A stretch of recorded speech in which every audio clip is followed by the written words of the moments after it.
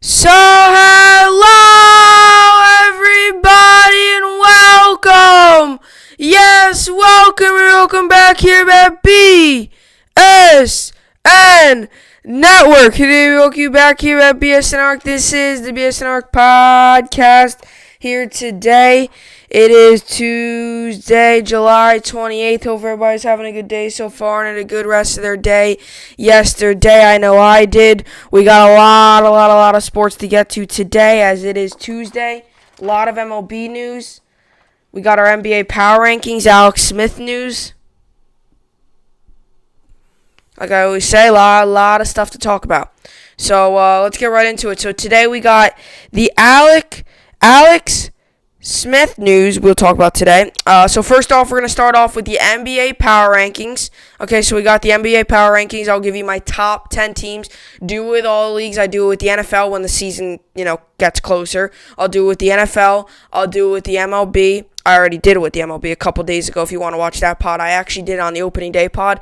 So if you just scroll back, it says special opening day pod. You should be able to find that's when I did my power rankings. That was number 2. And then NBA's today, which I'll do them in just a second.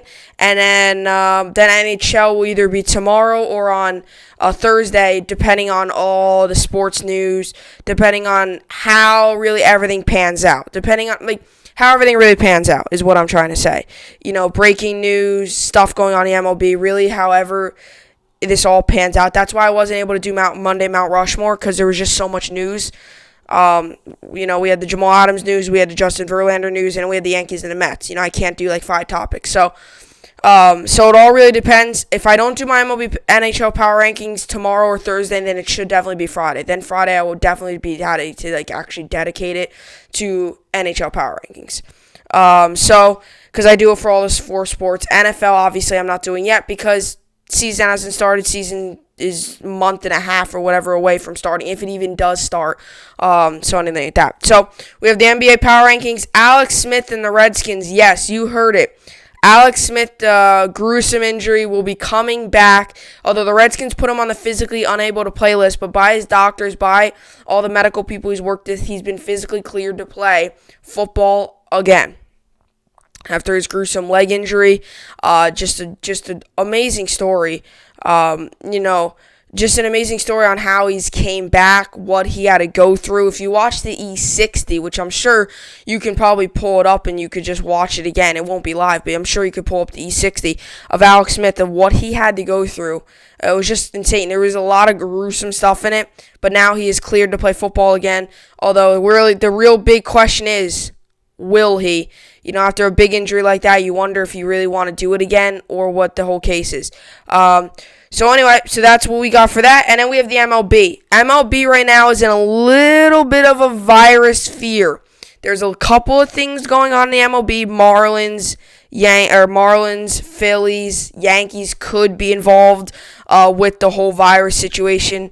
So there's a couple of things like that. There was a report now that Dr. Fauci just came out and said MLB season is in danger.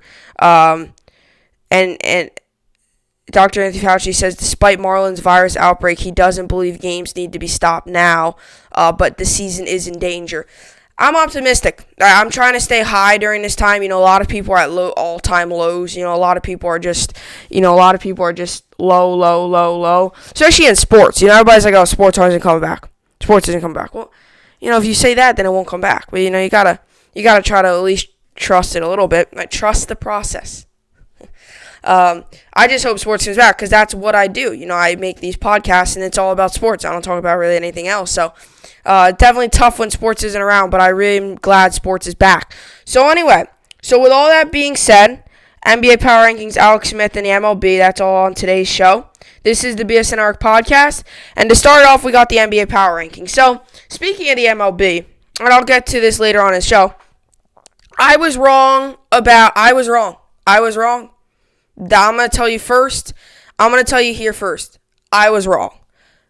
I did not think a bubble would work for many reasons.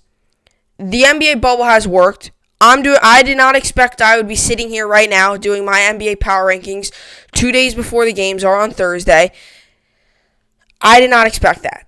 As a matter of fact, I expected the NBA season to completely just get shut down after they created that bubble, because I just thought the cases would spike. I just thought everything that could go wrong inside that bubble, I thought would go wrong. Here is my reason. Now, I'll get to the NBA power rankings in just a second, but I just want to clearly tell you, I was wrong on this one. I was another whiff. I whiff sometimes. This was a big swing and a miss. Like the Dwayne Haskins prediction I had, big swing and a miss. This NBA thing that I had, big swing and a miss. I did not expect the bubble to work. In the beginning, when there was all these cases in the NBA, there was a ton of cases. They were growing rapidly. Then you put all these players in a bubble who could have been in contact with those guys. It was almost like it was just a recipe for disaster. It was almost like that. It was almost like it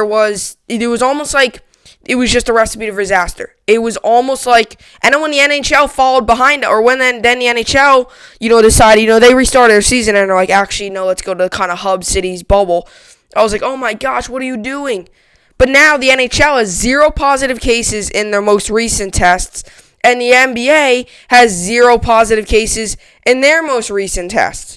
But what's kind of funny about this all is that the NBA started off very bad. The NHL actually started off very bad. They had like 200-something cases in like one test round. That's a lot.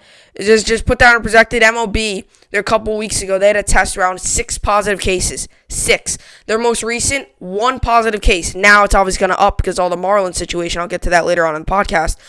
But I was wrong. I was completely wrong. As a matter of fact, I was telling everybody, I was like, the NBA season's not going to be played. NBA season, they're going to have to shut it down.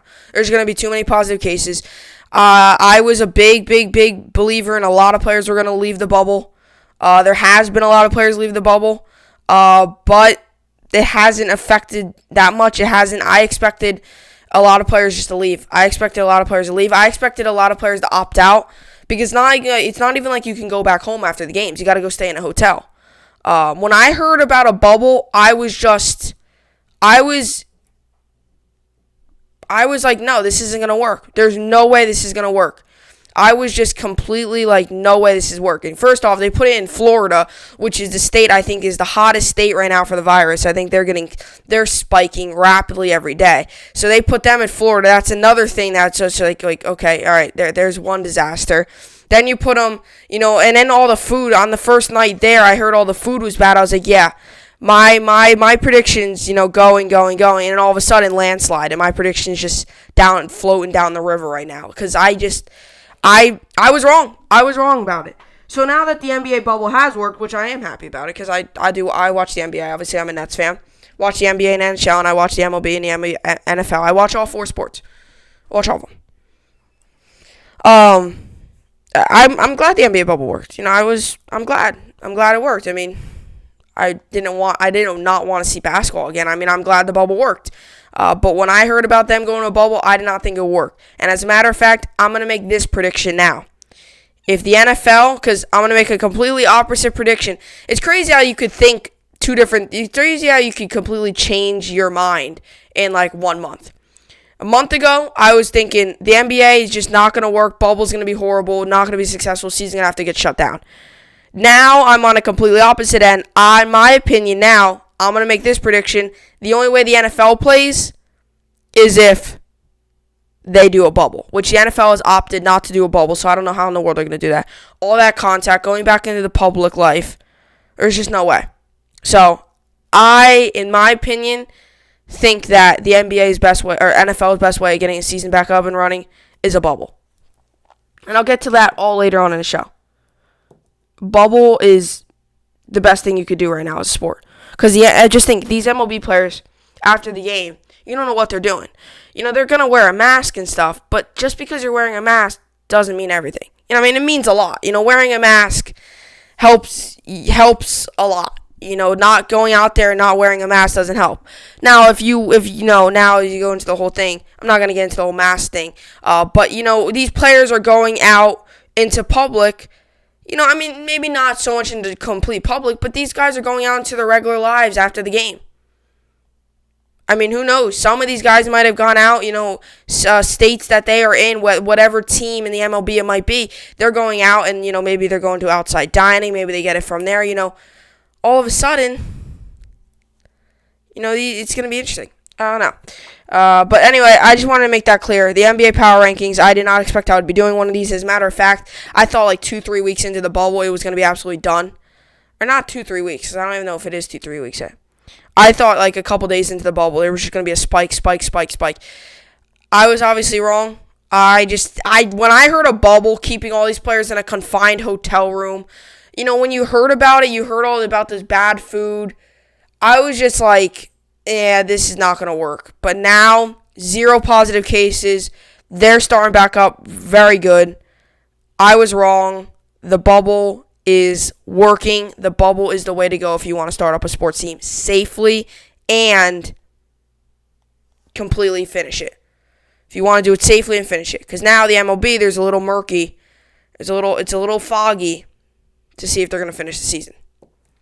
But just want to make that clear there. So the NBA Power Rankings. The NBA Power Rankings. So I do my Power Rankings usually before the season, or in this case before the restart, because these are my restart Power Rankings. This would probably be my overall Power Ranking as well, because I just did my top 10. This would probably be my overall Power Rankings. I don't know why I would change this just because maybe some players opting out. But I would overall feel that this would probably be my overall Power Rankings. So the NBA Power Rankings, obviously NBA starts up on Thursday. Pelicans, something, Lakers, Clippers, I'm pretty sure. So that will all start up on Thursday. 2 games on Thursday, then Friday I think really kicks it all off. I know the Nets play on Friday at 2 o'clock Eastern Standard Time, and I know the rest of the league plays on Friday, I'm pretty sure. And then Saturday, switch, because there's usually a game day off. So they'll play 8 games, all that good stuff. So here's my NBA Power Rankings. I'll give you why I put these teams here, why and how, and stuff like that. So let's get into it, my NBA Power Rankings. So number 10, I have the Oklahoma City Thunder. Oklahoma City Thunder it's just very weird. That team is almost like, in my opinion, the Oklahoma City Thunder, in a way, has been a little bit more successful than when they had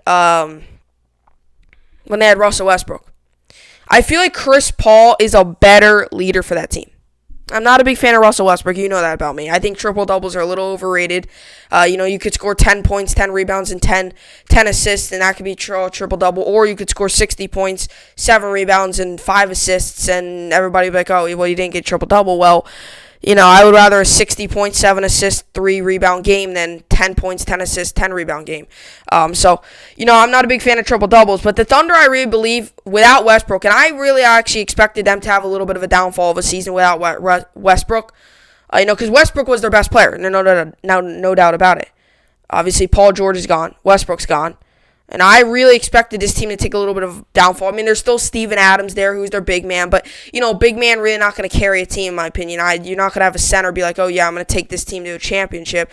Shaq was one of the rare ones you see that are going to be like, oh, I'm going to take the one. Now, him and Kobe shared it. Him and Kobe shared that title. They both of them had their part. I'm not going to get into that debate of who was better, who did this, who did that. But what I will tell you is this, is you're not going to see a much big man that really can help lead a team as much as Shaq. So you still had Steven Adams. You go out, get Chris Paul in this whole deal with the Rockets that sent Westbrook over, got Chris Paul from the Rockets. And Chris Paul has been nothing but very good for them. He has been very good for them. He has been everything the Thunder have asked for and more. The Thunder were asking for pretty much just, hey, go out there and have an average season. He's older now in his career. I really believe this is one of the better seasons on paper he has had. I've seen him play a couple times. Unbelievable player. I feel like he's even better now at the Rockets now that he's not paired with James Harden. I think this is kind of his way of just leading things, almost like when he was with the Clippers. It was kind of just it was him and Blake Griffin. Now it's kind of just him and Steven Adams. Him and Harden, how Harden's a little bit of ball hog, chucking up 19 threes a game. It can get a little annoying and mess you up. Them two together were not good. Chris Paul on the Thunder, very good. Number 10, Oklahoma City Thunder. Number 9, Denver Nuggets. I like the Nuggets. One of the reasons I put the Nuggets here is because if none of you guys saw it, Bol, their second-round draft pick, who fell all the way in the second round. A lot of people had him going number 21st, 22nd pick. A lot of people had him going to Celtics, Pistons, a team like that. A lot of people had him going to in the draft.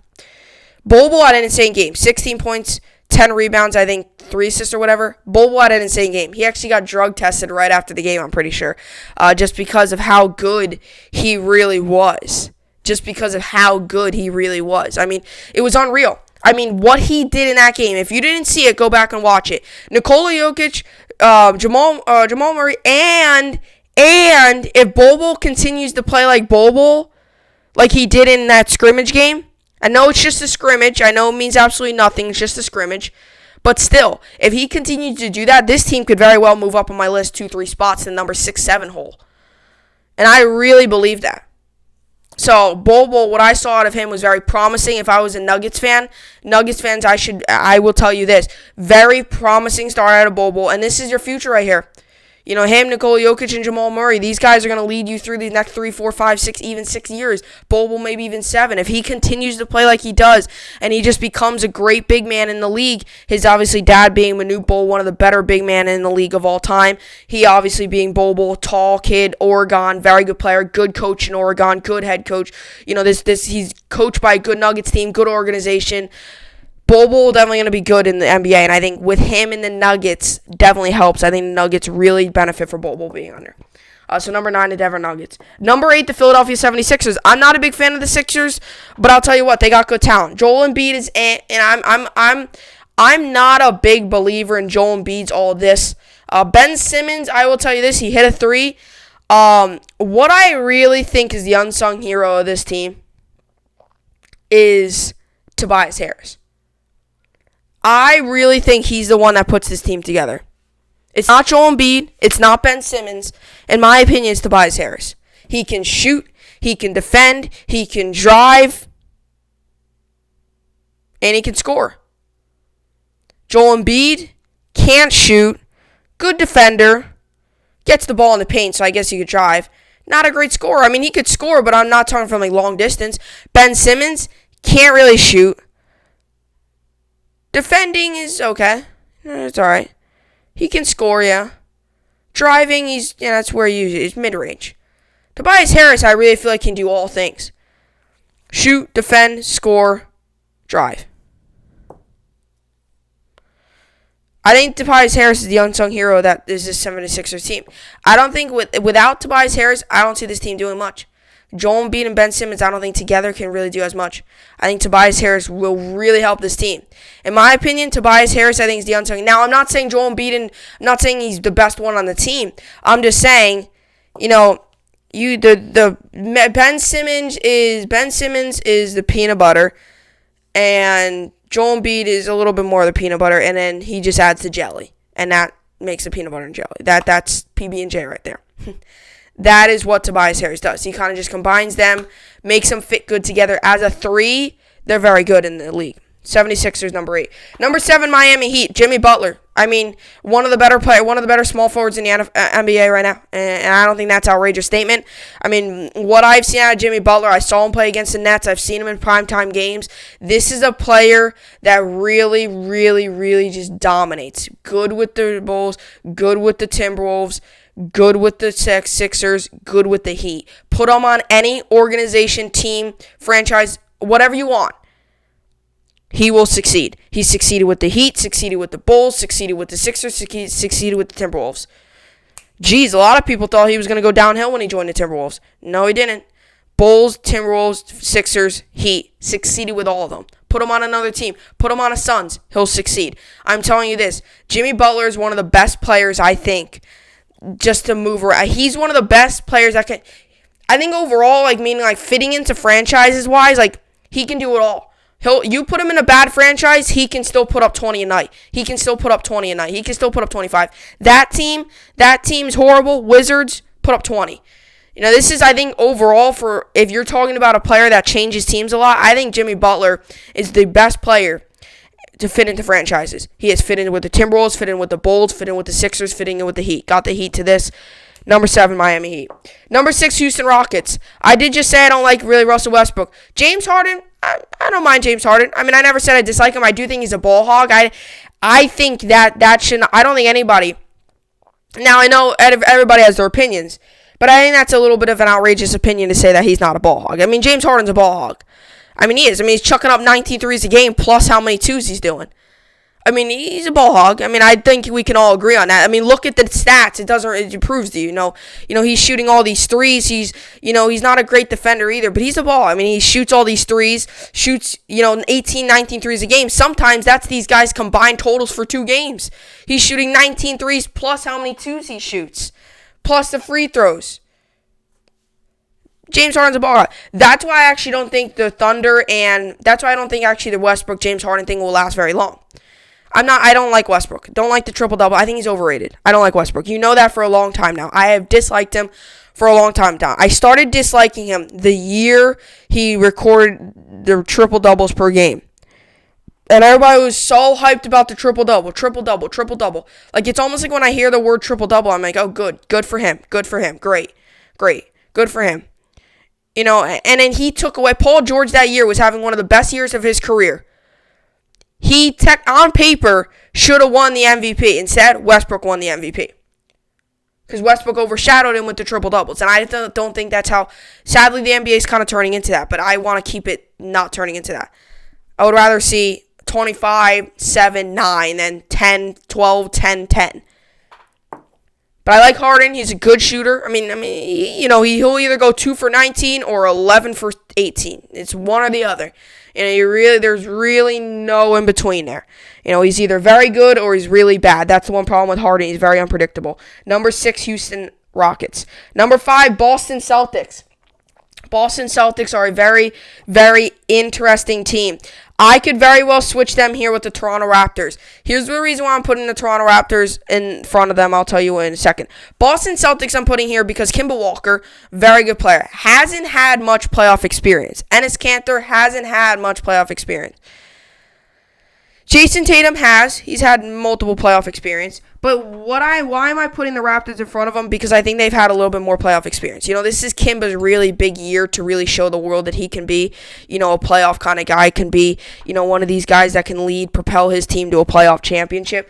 In my opinion, I have Kimba as one of the better players in this restart. Yeah, I think Kimba's a very good player. I think he's very underrated. I think over the years, Kimba has gotten more underrated due to his lack of playoff success. He's not been a very good, successful player in the playoffs. So Kimba, I would go ahead and put at number 5, and the Celtics put at number 5. Number 4, here's why I'm putting the Raptors, is because I think, even though they lost DeMar DeRozan a couple years ago, they lost Kawhi. They still have Fred VanVleet, who I really believe is a underrated player in my opinion.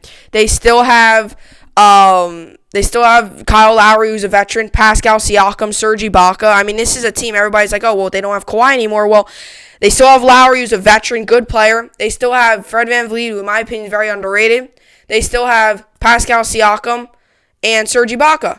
I mean, they have a good team, people. I mean, they have a good team. I mean, it's not like they fell off the face of the earth and it's just Kyle Lowry and the 5 other players on the other side of the other team.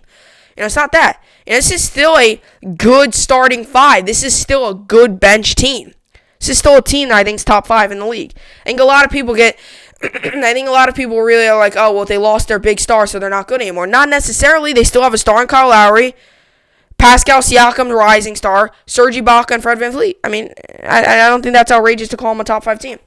Number 3, this one could be a little controversial, Milwaukee Bucks. Okay, I think the Milwaukee Bucks, looking at their roster even more, it's Giannis and Chris Middleton, Eric Bledsoe, 2 average players. It's Giannis and 2 average players. Brook Lopez can't even make the argument that he's not good. Out of his prime. Was happy I could say he was actually in his prime with the Nets. He was actually very good with the Nets. No, Brook Lopez is out of his prime. Getting old, not as very good. Okay. As for Giannis is one of the best young rising stars in the league. But it has shown you constantly over and over and over again, he can't win those big games. He didn't win last year's big game. This year it's only going to get harder as he might have the Celtics in his way. He might have the Raptors in his way. And I think the Celtics very take down the Bucks. I think any team on this list could very well take down the Bucks. I think they really could. I mean, I'm not trying to underrate the Bucks, but I mean, Giannis is very good. But they don't really have that. He doesn't really have that great sidekick. And you can't go ahead and say, well, LeBron didn't. Well, you don't compare Giannis to LeBron. LeBron is a different human. You know, I know everybody's going to say this. They're going to be like, well, I'm going to go sit here on my podcast and say he doesn't really have that second really guy that he can really, really trust. What LeBron did, well, in what earth is Giannis just like LeBron? No. LeBron's better than Giannis. Now, I get it. Giannis is very good. I think he's one of the best. I think he's probably the best young stars. I think he's one of the better players in the league right now. Giannis is very good. Very strong, dunks. Love to see that stuff. But when you compare him to LeBron, I'm okay. So, number 3, Milwaukee Bucks. Number 2, Los Angeles Clippers. I'm putting the Clippers in front of the Bucks because I think with Kawhi, Paul George, Lou Williams, who actually is left the bubble, but I don't know with the Clippers if he'll be back in time.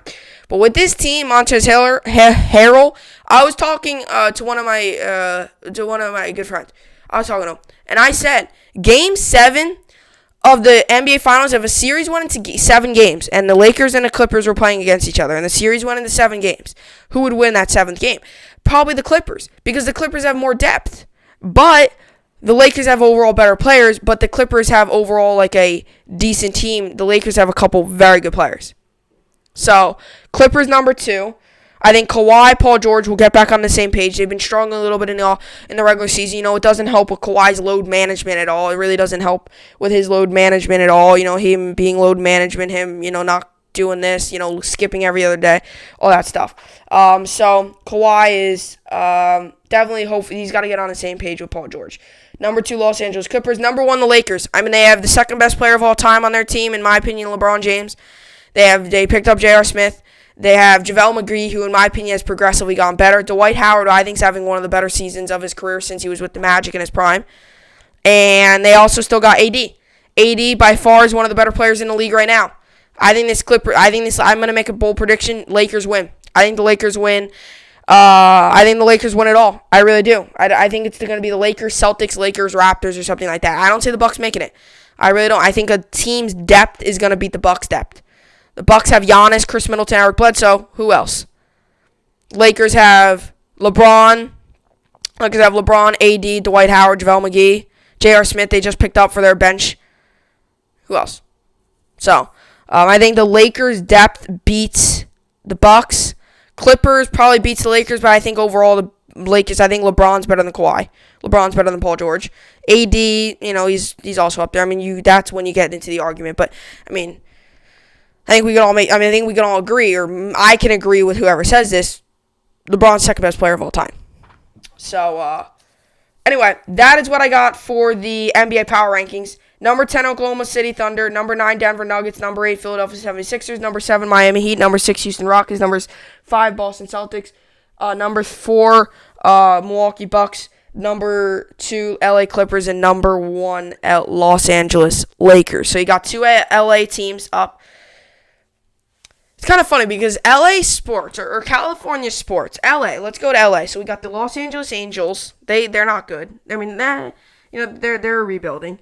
You have the Los Angeles Clippers that are very good. Los Angeles Dodgers, Los Angeles the Lakers, LA Kings, they're bad. So you have to be an LA fan, that's actually not that bad. I mean, you got to switch between Lakers and Clippers. I think the Lakers are your main LA fan. I mean, if you're going to ask a person that lives in LA who they would like, it's probably the Clippers. It's probably the Clippers. Without a doubt, it's the Clippers. Or, I mean, not the Clippers, the Lakers. I mean, the Lakers. My bad.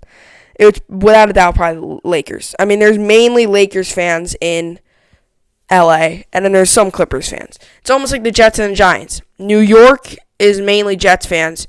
New Jersey is dominated by Giants fans.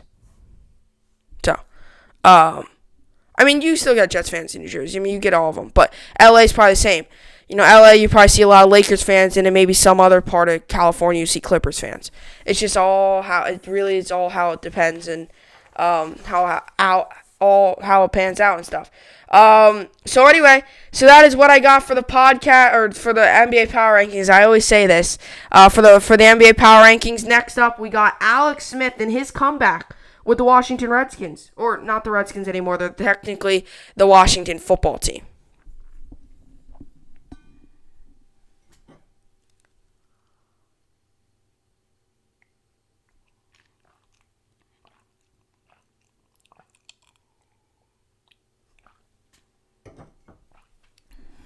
So Alex Smith is making a comeback from what it seems like, although the Washington football team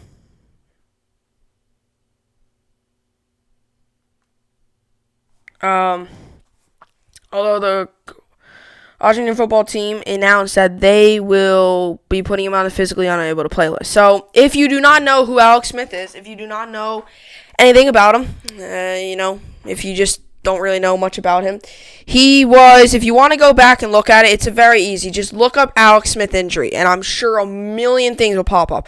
As a matter of fact, I should actually Google it now. I'm sure a million of videos will come up. A very good, if you really don't know anything about Alex Smith, you know absolutely nothing about him. Either you just don't watch football or you just don't really know anything about Alex Smith. Because, I know that, players in the NFL I don't know much about. Even though I watch the NFL, I don't know much about the players. I might not know the Bengals center because I don't watch the Bengals. I'm a Jets fan. I'm not going to know every single position. But anyway, so Alex Smith is the quarterback, or was the quarterback for the Washington football team. I'll call them the football team, the Redskins. Forgive me if I call them the Redskins. It's going to take me a long, long time to get used to calling them the Washington football team. I might just call them the Redskins, honestly, until they completely get a new name. Well, calling them the football team is kind of broad. It's kind of like football team. Well, what football team are you talking about? Washington's football team.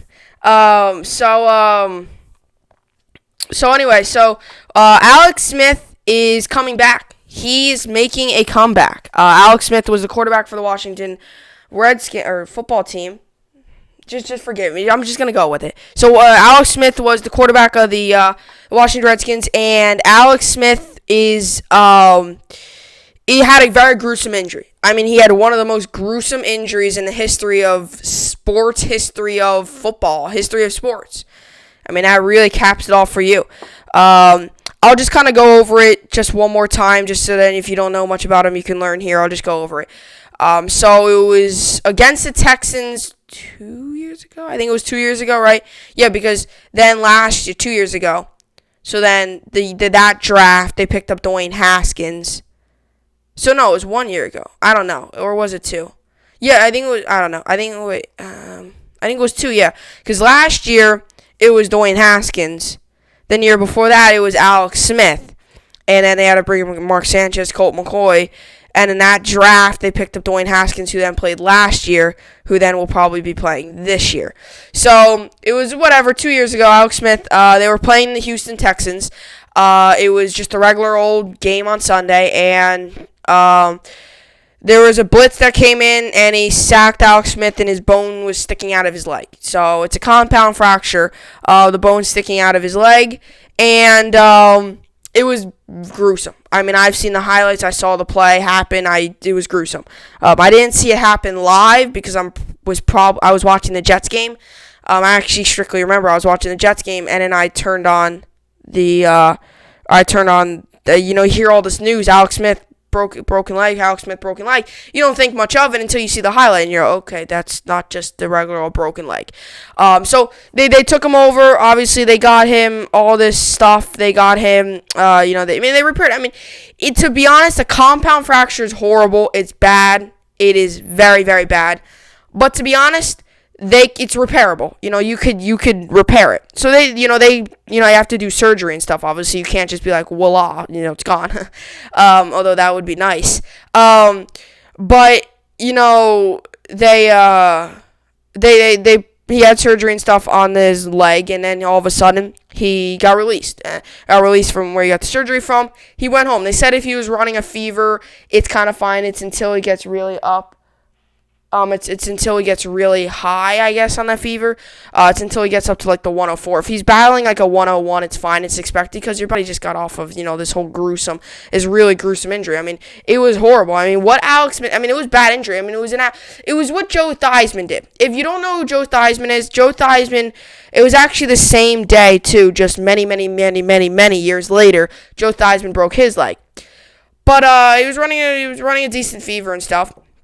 It was 101. It was expected. It was expected. They literally said it was on an E60. Believe me, if you really want to get the full scoop and really want to get the full thing of what he went through, you have to watch the E60. That's a very great way because I'm just kind of doing an outline. I'm not really getting into the exact details. I'm kind of just doing an outline. He was running a fever. Then all of a sudden, he got up and he was running a very high fever. So they went back. They expected, nothing. Maybe it was just something wrong, with his body or whatever. And then they realized that there was a flesh-eating disease in his leg with, obviously, his injury. There was like a flesh-eating disease. And that was bad. Flesh-eating disease, it was probably because of his socks, sweat, dirt, grass, whatever got in there during the game, he had a flesh-eating disease. So, anyway, they had to start digging it out and stuff, and his leg was almost remained nothing. There was like almost nothing remaining on his leg. It was almost literally nothing remaining on his leg. So they had to take other leg parts from his other leg to put it in that leg, and all of a sudden he was fine. He was repaired, went back to home and stuff. Was in a cast for a very long time. Then he finally got able to really throw a football. On a knee, though, he was able to throw a football. And he was really just throwing it, just getting back into the motion of things. And now he is completely fine. What we saw in the E60 now, he is completely fine. He is much better. I actually shouldn't use completely fine because, I don't know how much, if he's even going to play again. He's completely better now, though. He still walking. He's not on any crutches, no cast. He's got a little a sleeve on his leg, like a compression sleeve, probably just to keep it a little stable and stuff.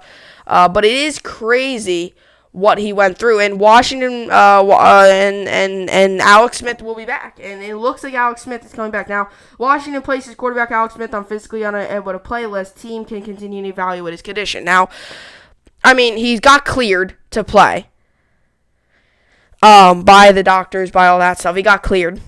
And now he's put on a physical playlist. I mean, I don't think he's going to be back this season. I don't think he'll be back this season. I think at earliest next year. At all. Maybe he is back this season. I mean, if he says he's ready, but he has to go through all this rehab, I mean, he's gone through a lot of rehab, I'm sure. I'm sure he's kind of ready, but he's got to go through, playing again, throwing again, doing all that stuff. He won't be ready for it. It's not like he's going to play week 1. I'll tell you that for sure. If I was him, I don't know if I would want to play again, because, in a way, he said, he's motivated to get back out there, but, because, I would just be worried about getting injured, getting injured again like that. Although, I mean, that doesn't mean it's going to be as bad as it was the first time, but that would, would really, really, really stink. Really, really stink. You obviously, you work so hard and that happens. But I don't know if he'll come back. Like I said, I really do not know if he will come back. I don't. I know as much as you people know. I don't know if he'll come back. If I was him, I don't know if I would, just because of, I would just say, I don't know. I mean, it's just kind of up in the air.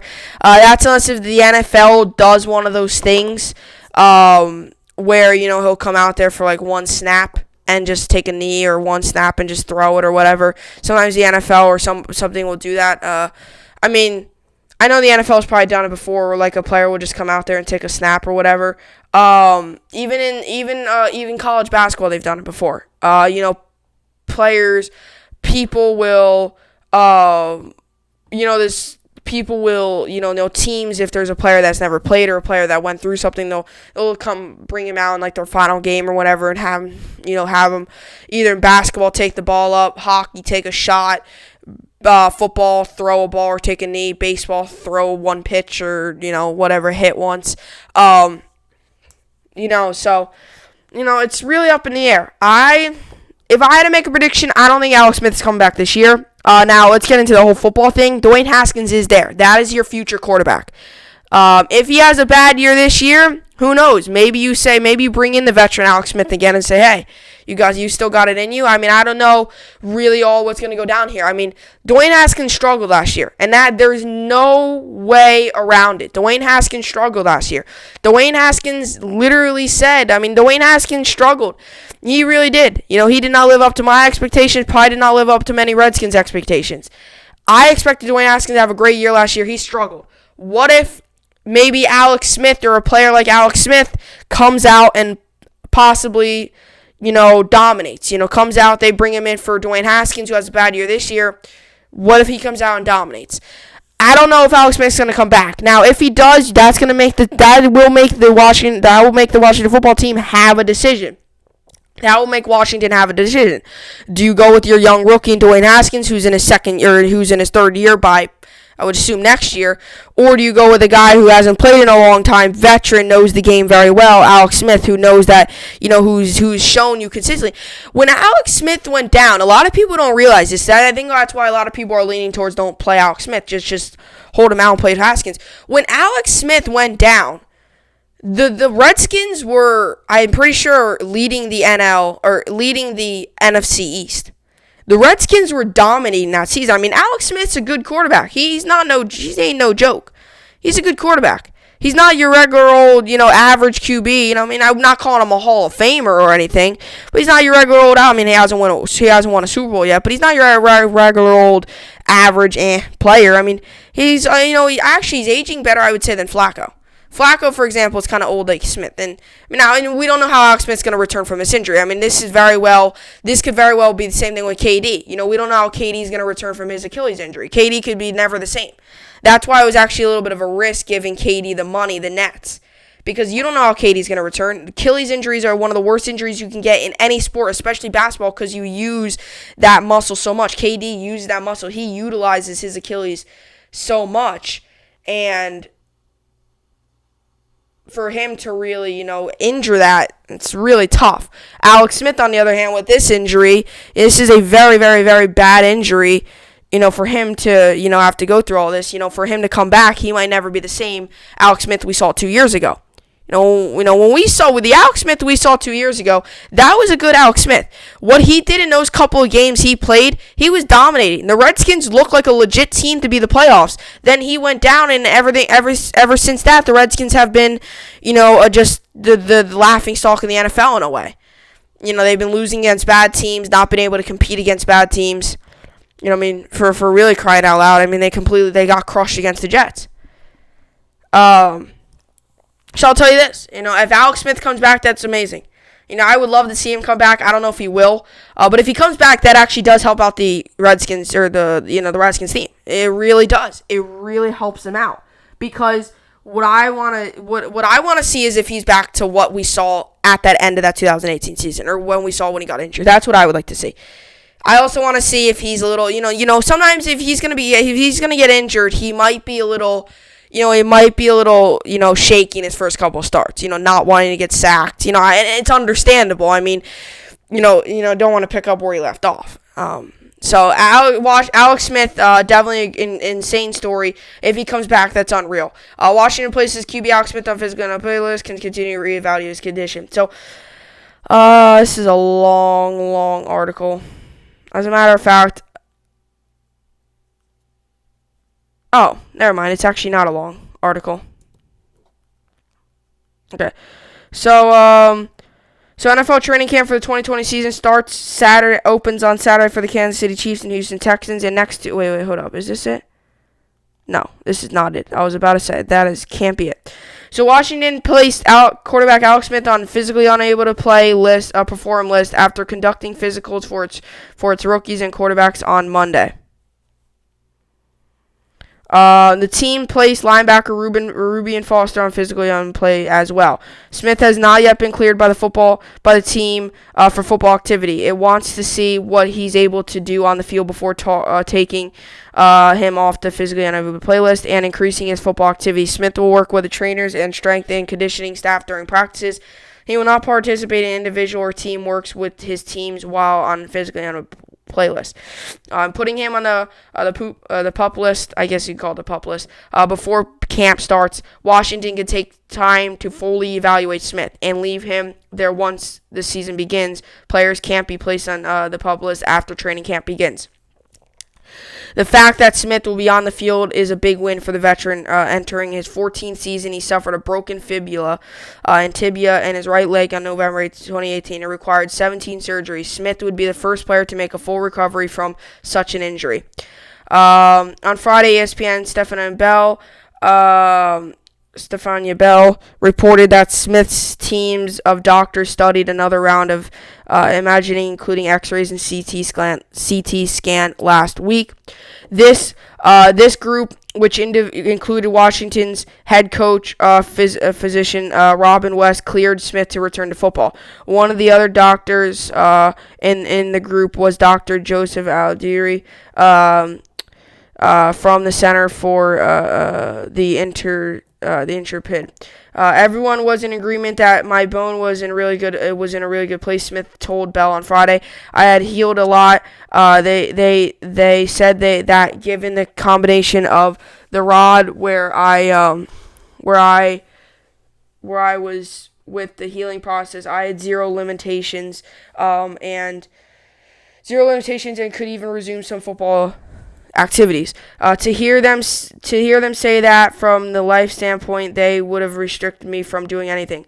I could go skiing or snowboarding tomorrow if I wanted. Then on top of that, to get the green light, I could practice, get contact. That I had healed up. That much was pretty wild to hear. That much was pretty wild to hear. I'm sorry, that really doesn't sound right, though. I didn't know if I would ever hear those words. Smith contract runs through 2022 season. If Washington releases him this year, it would count as a combined $20 million against the cap over the next 2 seasons. Assuming the team collects the $12 million insurance policy, that would provide cap relief. But Washington will need to see how Smith, 36, can move on the football field before making any further decisions about his status. For the past year, while team sources acknowledged the long road Smith faced, they'd often use the phrase, "If anyone can do it, Alex can." However, since the injury, team president Bruce Allen, which orchestrated the trade to acquire Smith 2018 offseason, was fired. So too was coach Jay Gruden. But many members of the front office remained, and Smith developed a good relationship with owners Dan Snyder. Smith also helped mentor then rookie quarterback Dwayne Haskins Jr. last season, especially in the second half of the season. Haskins is expected to be Washington's starting quarterback this season. Washington also has Kyle Allen on the roster. Smith is to rejoin the group. He knows the work ahead. For me, all eyes are on practice, Smith said Friday. That's the next step. I have to go prove to myself and certainly to everyone else I can go practice. Foster is trying to come back from a torn ACL suffered in May 2019. That also led to nerve damage in his foot. So these are some of the 2020 NFL training camp biggest question roster projections for all 32 teams. That will come up next. That's why I thought that article was so long. I was like, there's no way this is like, it was like all 32 teams. I was like, there's no way this article's this long. It would take me 15 minutes to read it. But yeah, great story. It's unbelievable to see him obviously come back from that injury. And if, in fact, he does come back from that injury, that will be very interesting to watch and see what he does. And unreal, to tell you the truth. So coming up next, we have the MLB. Little outbreak in the MLB. Not too bad, though. Coming up next, we have the MLB.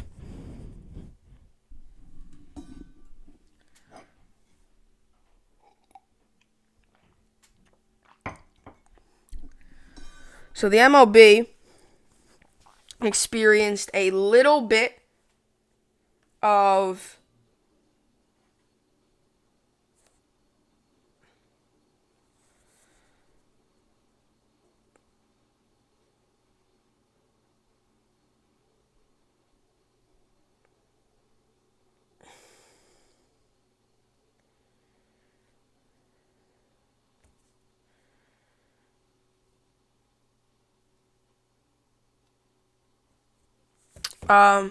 so I'll tell you what.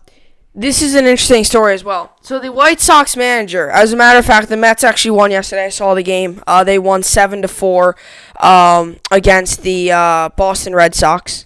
So definitely bounce back. That just goes to show you how crazy it really can be this season. You know how crazy baseball is. You lose 14-1 one day, then you win 7-4 the next game. So they won. But Dr. Anthony Fauci says Marlins virus outbreak could endanger the MLB season. You know, this is the stuff I don't like to hear. To be honest, here's my whole opinion on the virus. I do not foresee the season being shut down due to the virus, okay? I thought of an idea the other day. And like I said, I did it earlier on in the show. I'm going to do it now. I will completely 100% live up to I was wrong on the NBA. I did not in any world, to think that a bubble would work in the NBA. Okay, listen to the bubble. And hotel rooms. Okay, all staying in the same hotel. The food did not look good at all. Now, that doesn't affect the virus, but it just didn't seem like it was good food. Didn't seem like the players were really going to be eating well. It just seemed like it was just so unorganized. Florida was one of the hot spots. And still is. So, all I'm going to say is the bubble did not, players were leaving. Bubble didn't seem like the right thing to do. As a matter of fact, bubble is the best way, in my opinion, and the only way you're going to be able to, I shouldn't say the only way, because I don't think the MLB will stop. I don't think that's going to happen. I really don't. I don't think the MLB will stop. If it does stop, then, it stops. It's tough. It's got to deal with it. It's just how, just the virus, how it has panned out. Now, the MLB, though, on the other hand, I thought of this the other day. What if they have, or yesterday, actually, because, I was talking to people, and stuff, just texting people and stuff. I thought of this the other day, or yesterday. What if the MLB doesn't create a bubble, because it's too late to do that. To create a bubble, it's a lot. You got to create the bubble. I mean, it's not an actual bubble, but you got to find out where it's going to be, find out the arenas. Then what you have to do is you have to find out where you're going to place these players, the hotel rooms, where the bubble is actually going to outline, where they can go, where they are. Creating a bubble is a lot. It doesn't take one day. It takes a long time. It takes a lot of people, a lot of efforts to create a bubble. And it's not a real bubble, but I have to probably map it out. Where can this guy go? Blah blah blah. Is this here? Is it blah blah blah? I'm glad I'm not the person having to create that. But what I am trying to say is that bubble is the best way to go. Because what's happening is the MLB players, they're playing their games and then they're going back out into public. NBA players, they're playing their games. NHL players, they're playing their games. They're going back to a hotel. Staying safe, wearing a mask in a hotel. NBA players, going back to a hotel. MLB players, public, back to their houses. Who knows if any of these guys have gone to maybe in their states, if restaurants have opened back up. Who knows? I mean, these guys are hungry after the game. I mean, who knows? That's the problem. I really believe that the MLB, when their whole travel thing, I thought the travel was the big problem. That's not it. You gotta have a bubble. You have to have a bubble. And that's how I think the best way the NFL is going to do it. If the NFL wants to play a season, in my opinion, they're going to have to do a bubble. But they opted not to do a bubble. They're going to try to play the season as normal as they can. I don't foresee that happening. Unless if what I've heard there could be a second wave of this virus, which in my opinion I don't think is going to happen. But like I said, I'm not a doctor. I don't know much about this whole thing. So what I'm trying to say is if more states close down due to a second wave, you might see these players actually be better off in the NFL because they don't have much more places to go to. If haircut places shut down again, if you have restaurants shut down, stores, some stores shut down, except if it's almost like when it first hit and all of a sudden, these players can't really go many places. That's what I'm trying to say. That could actually very well help. But these MLB players are going back into public. That's why you're going to see so many cases. So the Yankees and Phillies game got postponed due to the Marlins. But here, actually, I forgot to say my plan. My plan was get a hotel for all these players. After the game, go to a hotel when you're home and you're away. It doesn't take that long to pack some luggage. What you do is you get a hotel. You find a hotel. I'm sure an MLB team can find a perfectly fine hotel. After your home game, everybody goes to that hotel. You stay safe, wear a mask. You go in your room, you can take off your mask, right? Maybe you get food. You get the food delivered to your room. Everybody's in their separate room. You could do that. In my opinion, you can get a hotel. You do not have to plan that. I'm not saying do a bubble, but you can make this switch. Rob Manfred could be like, every team has to get a hotel. Every team, home hotel and an away hotel. When you're away, you gotta stay in a hotel when you're obviously on the road. But when you're home, you stay in a hotel, and when you're on the road, you stay in a hotel. So when these players, after their game, what they do is they go in a hotel, and that's it. They stay in that hotel until they go. They all take a bus over. You can't spread it really then, because these players aren't getting in contact with other people. They aren't going home getting in contact with whoever's at their house, right? That's the thing. That is why the MLB's experienced a little bit of a rise here. Now, I did say this, trying to stay hopeful. The more players that get it, the more players will develop the antibodies, which means if one player gets it, it will probably spread less because players can have the antibodies and they can just fight it off. Now, there is a couple strains of it, but I think the antibodies can fight off all the strains because you have the antibodies. So, one player gets it, he has the antibodies now. So now, if another player gets it, if that player with the antibody gets it, he can't really spread it because he has the antibody. The antibodies will kill it. Now, he can still spread it, but it'll probably kill it. Right?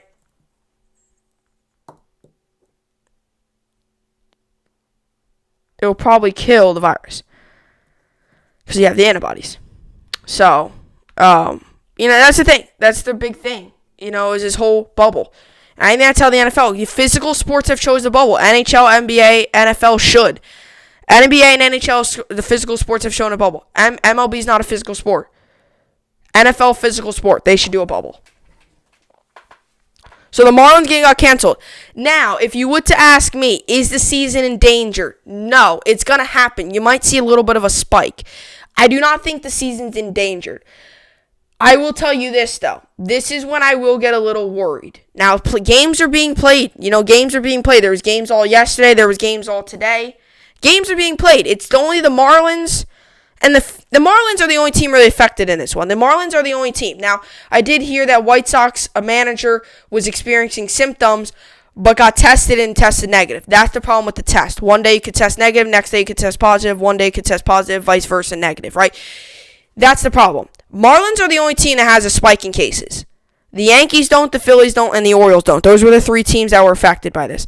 Marlins, affected. Phillies, they fumigated the visitors' dugout, the clubhouse. They fumigated all that. That's making it really hot, so then if there's any particles, they all die off.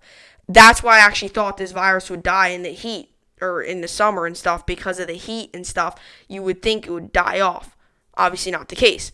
But what I'm trying to say here is that they fumigated the dugout. So Phillies got tested. You haven't heard any test results. Yankees, they're going to get daily tested. Yankees haven't been in contact with any of that. The Orioles haven't been in contact. Orioles and the Yankees, the only reason their games were postponed is because the Orioles would play the Marlins. They've canceled their yesterday's game and today's game. And then obviously, I think they're coming back from Philadelphia today. And then obviously you had the the Phillies play the Marlins. So, that's the problem. This team plays this team, and this team plays this team. That could correlate into that. That's the problem with the virus. It's just like connecting the dots. It's just like, oh, well, this was in contact with this. That will be in contact with this. That then will be it blows my mind. So if you're gonna ask me, right this second, right this moment, is the MLB season in danger? No.